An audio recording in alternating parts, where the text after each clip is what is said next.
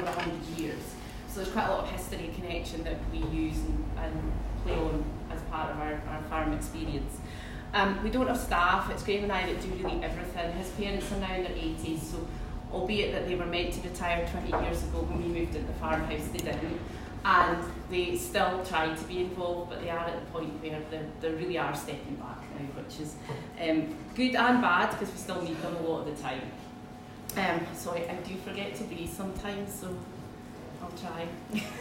Jackie. So we do have occasional help coming in. We'll bring in sort of a self-employed shepherd to give us some support as well. And we've just started a pre-apprentice who's in the farm now for 6 months through Ringlink.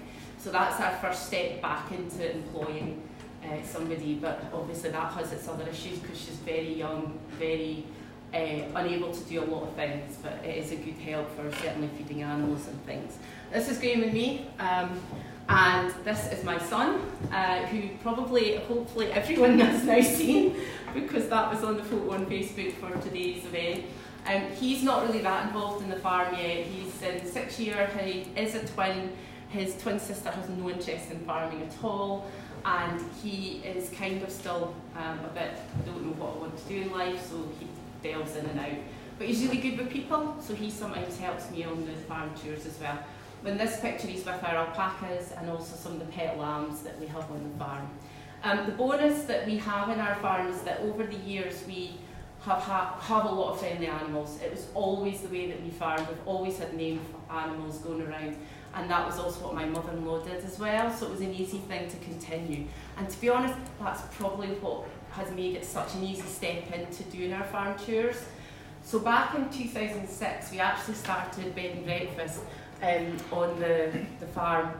Because my twins arrived 3.5 months early, I ended up giving up work and had a lot of other things, but my brain still wanted to do something.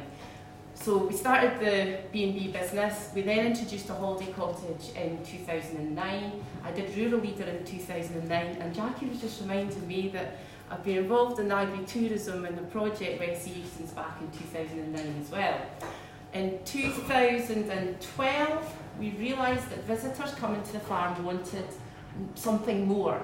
They would come onto the farm and they would say, "You're a working farm," and we were like, "Yeah," and they're staying with us in the farmhouse. I'm like, "Yeah, obviously," it kind of says it in the name, getting farmhouse B&B. But didn't appreciate there's so many farmhouses out there that are not associated with the working farm anymore. So visitors and guests were staying and saying, "Great, you're a working farm, can we come and see your animals?" And I'm like, okay, the cows are like 3 fields away, there's a dog, there's a cat, there's some hens, but we didn't really have that offering that we could do that for them. And everything is health and safety. "Oh, you can't wander around the farm. Oh, you know, this is not appropriate." So we decided we would try and bring in some new animals. We ended up rehoming some alpacas randomly, and they came, and that was definitely an interest and has now built on to part of our business, so we do walking experiences with alpacas. We rehomed some goats that had welfare issues, which was really good because that actually now means I'm now a goat lady, and we have our own herd of goats now since that. So we're up to 73 goats. Graeme would like that to reduce. Yeah, anyway. so we now have our own herd of meat goats, which will also link on to things we want to do with the future with food tourism. We also then rehomed a micro pig called Lousie from a flat in Dundee. So she's got a very interesting story to tell, or that I obviously pass on for her. So she it was one of the main characters that people loved when they came that were staying on the farm. So we then were able to offer this experience. For a couple of years we would let people come out and do a little mini tour that were staying with us. And then I was lucky enough to go on the Go Rural trip to Italy with Caroline and experience some of the most amazing farms out there. Health and safety, shocking, but amazing experience. So, so you go on another one, Caroline. The person Caroline mentioned earlier on at the beginning, I think was the cheese lady in the middle here, and her goats. So we visited some of these places, and she was the most inspiring person. It was amazing what they were doing, her and her husband. And excuse me, I've got to remember to breathe, don't I? So when we came back, or when I came back from that trip, I came with a completely different outlook on what our farm was, what our offering was. I looked at the landscape differently. I walked around the whole of the farm and said, right, we've got something here that we could do something with. And I think sometimes you forget what's on your doorstep. You're looking at the same view every day. You don't appreciate what is there that other people will appreciate. So we came back, I looked around everything, and I had all these ideas. I'm always full of ideas, and my husband hates it. So, but sometimes, you know, they're good ones, and they do come off. So we kept thinking about what potential there was there. However, our biggest issue at this point was that we got caught up in the whole cross-compliance fiasco with the payments. We had a cross-compliance inspection. The payments for the subsidies was 11 months late for that year. We were bumped to the end. We just bought a second-hand tractor with the first payment due out in December, and we were crippled. And we needed a survival plan, and we needed it like yesterday. So we couldn't do it as quickly as that, but we spent about 6 months planning towards doing something. So we started looking at what we could do. I tasked my husband and the chap that comes and helps us out, and each of us to go away and say, right, how can we get 10 grand into this business like that? You know, it's not the easiest of tasks, but you know, what could we do that we've already got here that we could do? Typically, the men went off and did nothing. Sorry, guys. So, and I was still planning towards looking at this farm experience that we could maybe offer. Did a lot of planning, did a lot of asking questions, had environmental health out. They were fantastic. Our local environmental health were brilliant, really, really helpful. Tried to find out about health and safety through environmental health as well. They were really good at advising us. Went to economic development in our local council. Just tried to speak to loads and loads of people in preparation. Basically, we launched everything really, really quickly because Visit Angus, our local promotion through Angus Council, they were putting out a promotion for Taste of Angus Week in the March of 2017. And I thought, right, I've got to go on that, and I've got to be ready for that. And I wasn't, as always. I'm always playing catch up and everything. So I just went, right, okay, we've got to get doing something. So we rebranded. Oh, sorry, Sorry, go back. it's automatic. Oh, is it going auto? Oh, you know what? I tried to delete all that off, and it's so annoying. So we rebranded into Newton Farm, Holidays and Tours. We brought in every aspect of what we already had in the farm, especially Timmy the tractor.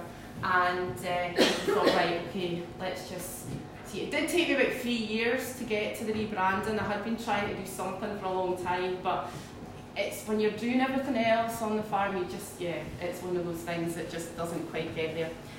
Sorry, I'll just keep doing it, won't it? So we rebranded. We launched with the Taste of Angus to see what would happen. They started putting things out on Facebook, and I literally got on the back of every single person that liked, that did anything, that shared, did anything on Facebook.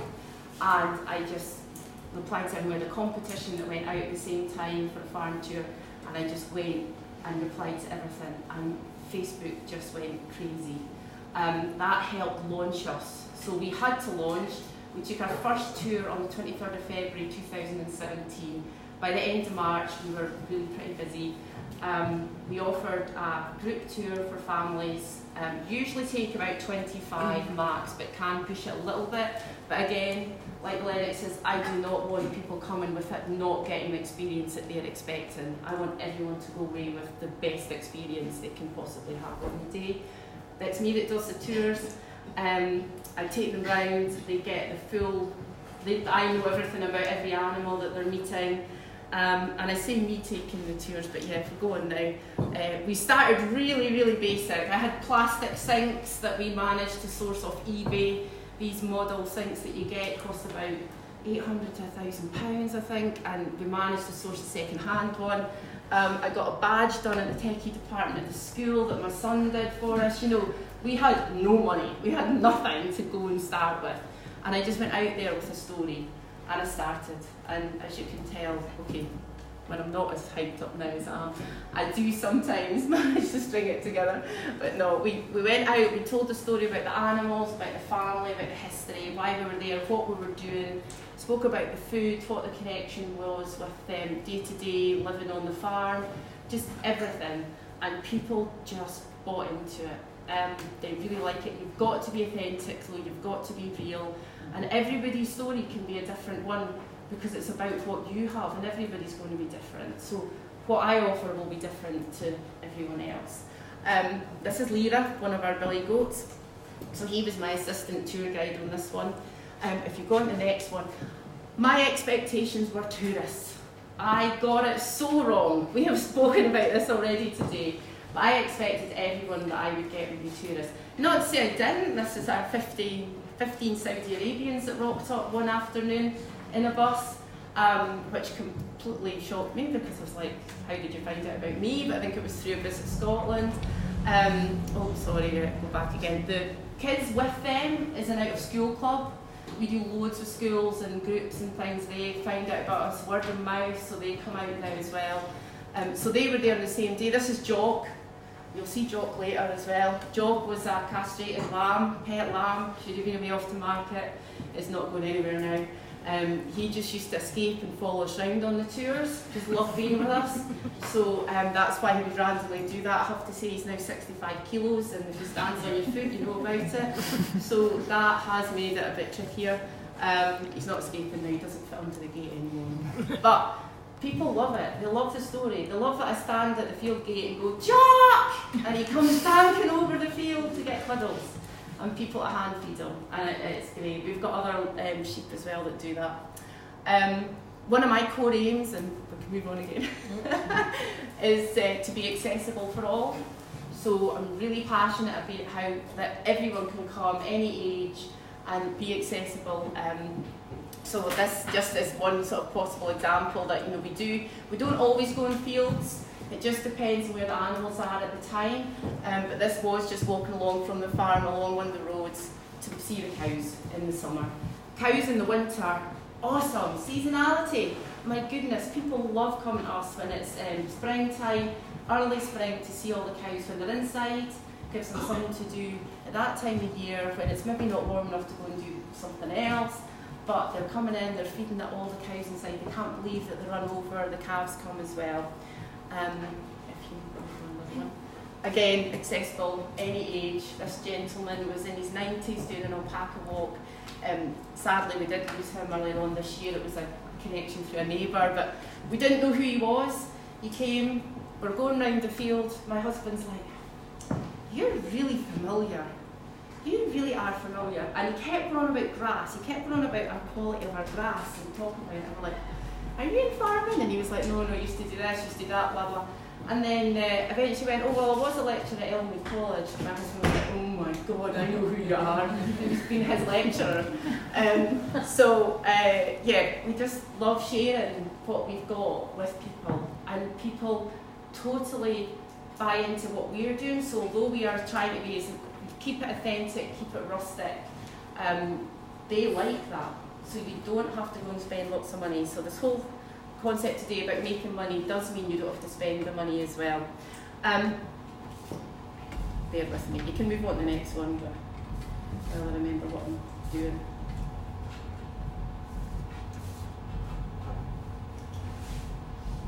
So yes, so tourists we came back to, but actually 90% of my business comes from locals. It was the spring lambing, it was the bottle feeding the lambs, that's what brought the people in to begin with, and that was the word of mouth that spread. So that is our busiest season, springtime through to June, school visits in June, and then into the summer. Summer ticks along, but it really is earlier on in the season that is crazy busy. We had 2,000 locals come within 6 months. We really were surprised about that. So I do the tours every day, I'm open every day, but there comes a time that you are sort of going, no, I need some downtime. So the summer for us isn't as busy, so it does give me a chance just to maybe block days off and sort of allow days to fill up. And that's one way I can control that. Facebook, tremendous. Free advertising, I now have 5,000, or just about, I think I'm 8 short or something, 5,000 followers on Facebook, and that public engagement breeds more and more people coming. Because it's locals, it's a massive repeat business, a repeat market. We have some people that come every season to see the different things happening on the farms, to follow certain animals that they totally fall in love with. And about keeping it real, I don't shy away from anything that's happened on the farm. I'll talk about difficult things. I'll talk about, I mean, people will sometimes turn up. We've lost an animal that morning, and I have cried on tours. I've been doing a welcome and just lost it and had to leave the room. And they love it. They, you know, you're not doing it deliberately. They can see that it's totally because you're passionate about what you do and your animals, and they feel for you and they follow that on as well. So that has been brilliant. The reason I'm showing quite a few of these sort of different pictures as well at the moment is coming back to sort of the cost elements of things. Most of the photos that I use are photos that people give me. We've had so many amateur and professional photographers that have been out on the farm, and they've given us the imagery because they love their experience. This one was slightly different because it was a local photographer from Graeme who does pet photography normally, but he does a camera club. So he wanted to bring out the kids from the camera club, and I said, yeah, sure, on you go, come along, I'll do a free tour for you. And he says, right, we'll give you photos. And that, when I got them, I was like, oh my God, how did that animal look that good? They didn't look that good. This is Jock. Now as he is, I was having him a wee seat on him. And he's an animal, about 3 seconds later he ran off and fell over. But anyway, he's absolutely brilliant. We've just got such lovely animals that we want to share with people, and they just love it too. The issue I now have is that we've got so many named animals. Yeah, it is still a working farm, it is a commercial farm, and that has its own problems. But I do try very hard that we are not naming animals that are going to be leaving. So we do often have as well difficult conversations with people. We've had vegetarians and vegans out to the farm, and again we don't shy away. We try to demonstrate that what we're doing is in a real way, and we really have no problems with that as well. It's been a brilliant experience for people. This is a collection of the stuff that I've had to pay money for.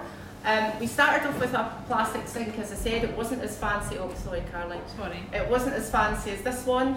I actually spent about 3 hours last night trying to find the photo of the sinks and couldn't find it, so gave up. This year we invested in this fancy outdoor version. It's hot water and it's just tremendous. Dead rustic, but it is an absolute brilliant thing to have now. It's got 6 points on it, so if I've got school visits in, it's just one push button. 6 are getting their hands washed, sorry Caroline. We really got a lot of help from people. The tables, which allows me to seat 60 if I need in the big shed, was given to us from one of the local schools which closed. So when they were doing their rebuild, we managed to get all these tables from, which are absolutely brilliant, which allows me to do the big school visits. I spent a little bit of money on marketing for adding on to the car and some leaflets. This has been the worst thing. Somebody mentioned earlier on about the health and safety.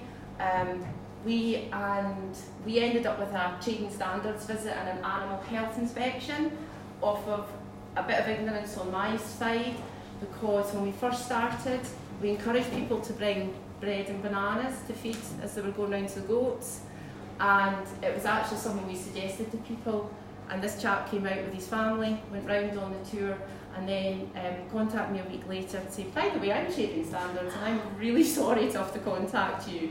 He said, because what you're doing is a brilliant educational experience, but do you realise that these food products that people bring could all be cross-contaminated before they arrive, and you're then feeding them to your animals? Absolutely know this when we've got our food hygiene certificates and everything, you know, on the farms, but just didn't actually connect that and think, oh gosh, yeah. He says, you know, that banana could have been sitting beside a burger. Oh gosh, yeah. So we ended up with a full animal health inspection on that, but passed with flying colours. I was quite happy to get this done, because then I thought, yeah, we've done this, we've got something that's been passed, carry on. The only issue is he suggested we needed these mats. The worst health and safety nightmare I have is these mats, because they've got the lip around them and the kids get their feet stuck in them and they trip.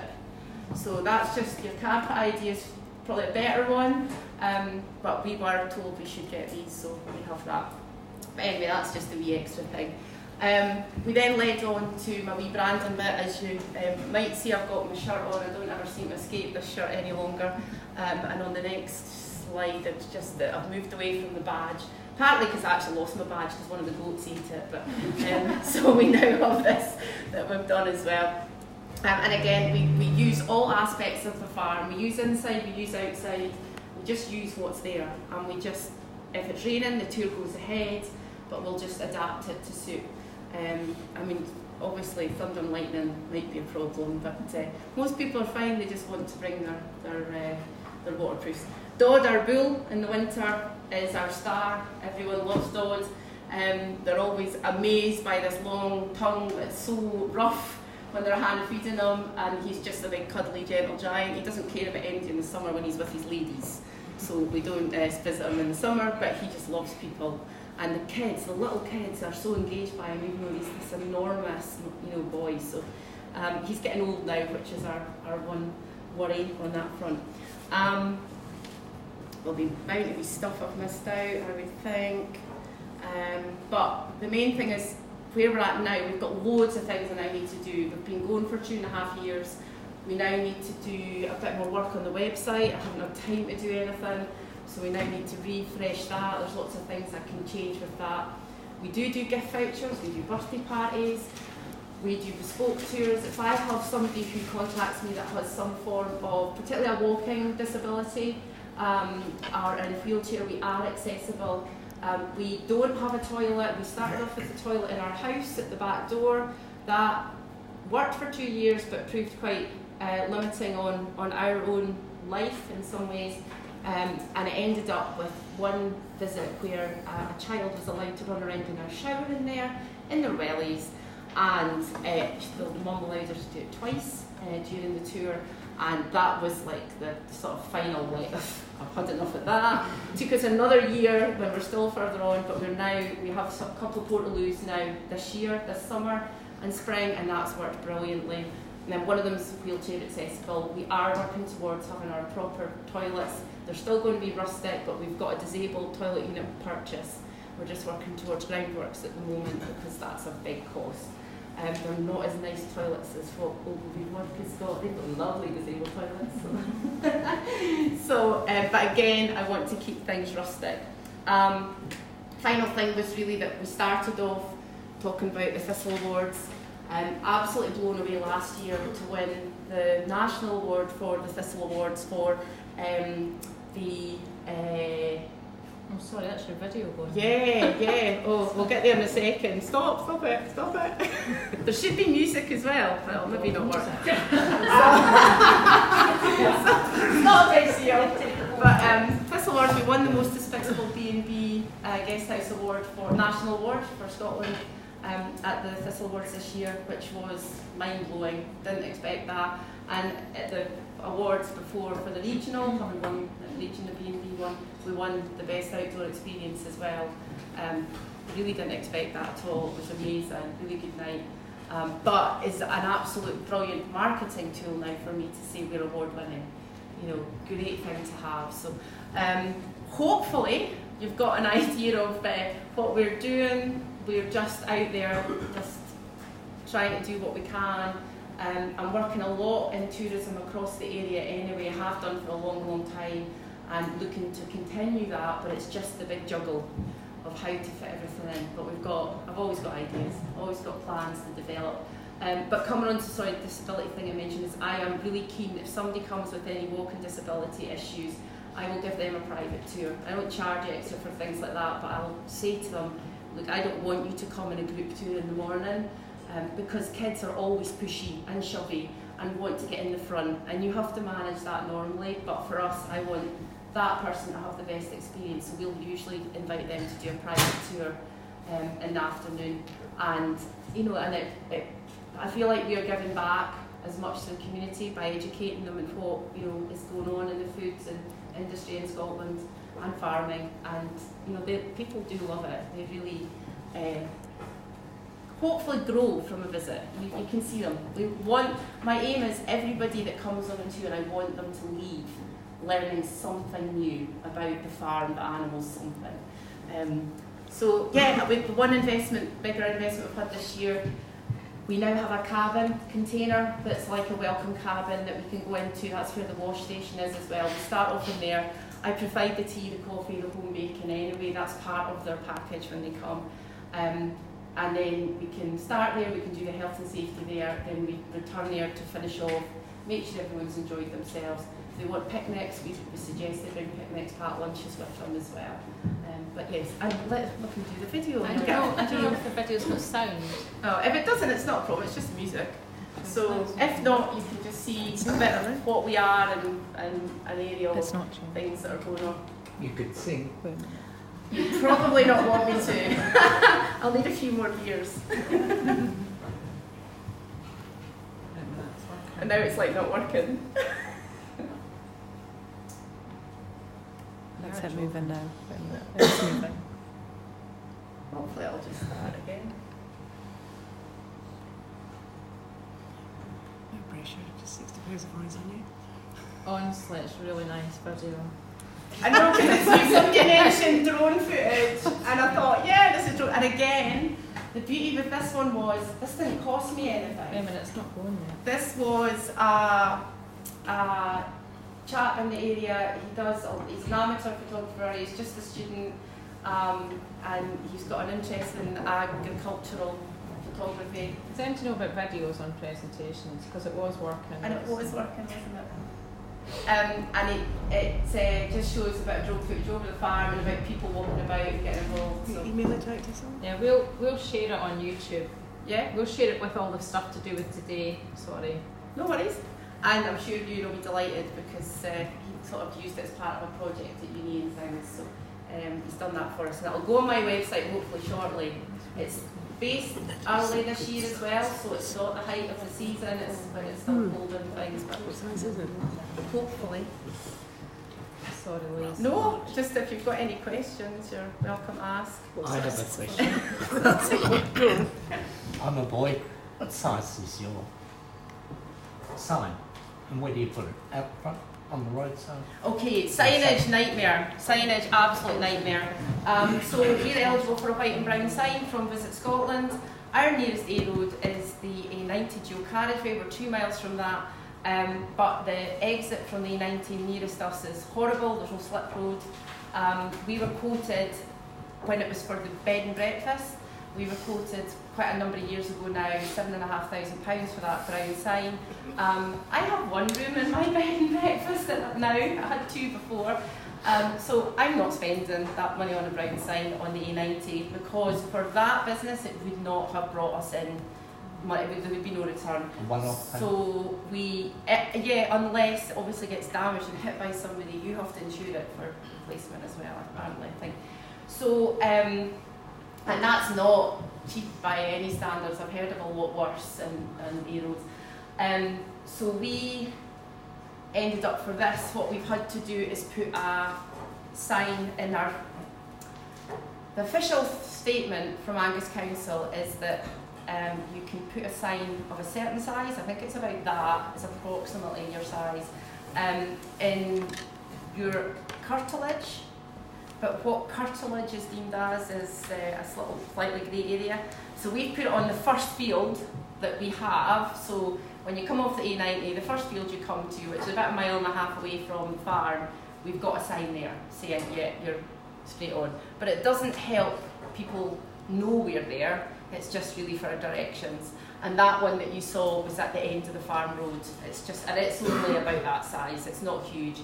And that's just to avoid getting any grief from, because officially you're not allowed your own signage outside your property. It has to be white and brown sign for tourism. Well, yeah. Because I threw up a tail box in the field, and the council came back to me and said that's not allowed, because it's not within the red line of the planning permission, even the fact we own the land. Right. So I went back to them and said, okay, that's fine. Can I put it up in trailer? Can't do that, sir, why not? Well, it's movable, isn't it? Thank you, that probably makes sense. Okay. Because it's a bit, yes, because I think there's that whole thing about it being a movable sign, then is it deemed a temporary one, and Oh, yeah. Anyway, I would love better signage, and maybe that's something that us and other people in the area will be able to work towards. But on the back of that, I had a very interesting meeting just a couple of days ago actually with our local council, the lady within the tourism department within the council. She is now putting me in touch with someone else in the council who can give us the relevant advice on signage, what's appropriate, what's allowed, what isn't allowed, and what we can do. And so that would be my advice. Is to go to your local council, particularly tourism part. Our own, and I'm looking at Graeme as well, but our kind of issue as well is that the A90 for me, being my nearest A road, because it's a trunk road, it's Fair Scotland that manage that. So it's not my local council that we actually have to work with. But the annoying thing is we actually need the signage from the village at Inverarity up to us, or people come from Arbroath. We're 20 minutes sort of from most places in our sort of locality, and people need it coming from Arbroath, over Carrot Hill, from Botty Ferry, and most of our business is from Arbroath and Carnoustie. 90% of our business is local, so it's that sort of trickiness. I think nowadays as well, a lot of folk use Google Maps. So as Yeah, long as perfect for me, and I do say that. And you just tell folk find it, because I think nowadays, I would probably say 90% of people have it on their phone. Signage is quite nice to go, okay, it's down but actually the biggest thing is make sure you're on Google. Yeah. So, And you're right, that's what we do say now. I think nowadays folks do, but we're not on Google. Yeah. Although people quite often get lost and end up at Murton Farm, which is a farm outside Forfar that's actually a nature reserve and educational farm, but not a real farm, working farm, but coffee shop and things. And we've got loads of, and I think what they do is they Google the name, and if it comes up farm Forfar, Murton and myself might be in the same thing, but it's not the same postcode at all. And but because my postcode and Martin's postcode might be mentioned in the same search, they see that and then they phone you and they say, oh, we're at Murton Farm, where are you? You're like, oh God, you're like 20 minutes away. So yeah, there's a bit of confusion, but we work together. I work with Murton Farm on quite a few projects, so that's okay. Time for 2 more questions. Sorry. Alison? I just wondered, how do you deal with your bookings? How do people book? What So system do you use? booking wise, again, because I was trying to minimise any form of cost and capital outlay, we were using free to book through the accommodation side, and that was already established on my website. So we had that for our B&B and our cottage. So I just contacted them and said, have you got anything about a free to book system for an experience? And they didn't. And they said, well, if there's any of the other accommodation options that you could use and adapt, you're welcome to do that. So I actually used their hostel and managed to adapt that. It has its limitations, which has meant I have to package the way that people book. So they book for a family, it'll be 2 adults and 4 children, or up to 4 children. So I have to do this up to 4 children as my it's a little bit complicated, but it's working. To our website and be able to book on. And then they just book on my website, and it's all prepaid. Yeah. I make people have to prepay, they have to pre-book so that I know people are coming, and if not, I'm doing other farm work. And also that I know the money is paid, because the people that do not pay and then say to you, oh, can we just pay on the day, are the people who don't turn up. And and in the springtime, I can't have that because I have a waiting list. And do you have a cut-off then, or do you take bookings up until the day? Yeah, I'll take on that morning, and quite often if we get a cancellation in the morning, we get a lot of kids that'll be sick during the night and somebody will phone, and I'll always honour that. I'll always say, no worries, we'll just reschedule you, but I'll put a Facebook post out and say, if it's busy time like spring and lambing, and I'll put a Facebook post out and say, okay, we've had a cancellation, and within a minute I'll have at least 3 or 4 folk all fighting for the space. So it's great. One more question. You take a lot of school parties. Yes. Are you competing with rep then? How do No, I'm a rep volunteer farmer, so I do rep visits as well. But they just so rep can't possibly do the amount that of schools that are looking. So what we find is that in June they're looking to do their summer trips anyway, and we are that dual purpose, so we end up providing an educational experience that is still a summer trip, And we've had so many schools come, and some of them come every year now, and they've started, and we're the regular, because they'll ask the kids what they want to do. Yes, I charge, yes. If they go anywhere else, Do you say, for example, like every year we do a set number of volunteer rep visits, but these other ones are paid? Is that how you? No, it's just if rep are asking me to do a tour for them, then great. And if a school contacts me and says, right, we're going to do a tour, or we want to come and do a tour, what is your rates, how do you work it? And I'll say, yeah, no problem. I work it a bit on numbers of kids, but usually it's £6 a head for a child, and that will be whatever they want on that day. So they might just come for their 2-hour tour and go. Their biggest spend is their buses, so I don't want to I want to cover what I'm doing, but I don't want to take from that educational aspect as well. So their buses they're expensive, but if they want to bring a packed lunch and they stay for the whole day, that's great. We'll do different things. We'll do bug hunts. We'll do, Fiona's gone now, hasn't she? We do making butter with them. We'll demonstrate that. We've just actually my son made a wooden cow this year so that we could have a milking cow for them to take the story from the grass, the silage, straight through to the... So I was just thinking of, anyway. So the cow eating and what comes out, and the milk, and then going on to make the butter. So we just try and do quirky things and think differently. Although we're not a dairy, it used to be a dairy on the farm, but just so to you give them made the your full thing. £10,000, Absolutely. I worked it out briefly because I haven't worked out my figures for this year, but we get 3,000 visitors at least every year now, and I think I haven't done this year's figures because I tried to increase with new tours experiences earlier on this spring, and I really need time to look at what that has returned. But I think I'm bringing in 20,000 for last year anyway. Thanks for sharing that. So. Right, I'm sure you'll agree that like everything Louise has done is very inspiring.